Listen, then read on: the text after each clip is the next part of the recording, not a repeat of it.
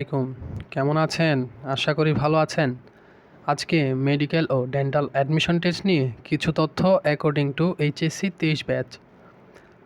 আসন সংখ্যা মেডিকেলে ৪,৩৫০টি, ডেন্টালে ৫৪৫টি, অর্থাৎ টোটাল ৪,৮৯৫টি। যেখানে এক্সাম সিস্টেম ১০০টা এমসিকিউ, সময় ১ ঘন্টা, ক্যালকুলেটর ব্যবহার করা যাবে না। বায়োলজিতে ৩০ নাম্বার, রসায়ন ২৫, পদার্থ ২০, ইংরেজি ১৫ ও সাধারণ জ্ঞান, যেখানে বাংলাদেশের ইতিহাস ও মুক্তিযুদ্ধ থেকে প্রশ্ন হয়, সেখানে থাকবে ১০ নাম্বার। এবার আসি রেজাল্ট কীভাবে করে।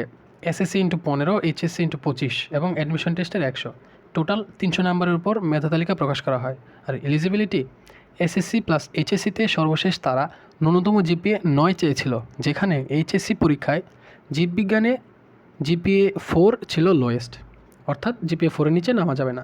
ধন্যবাদ।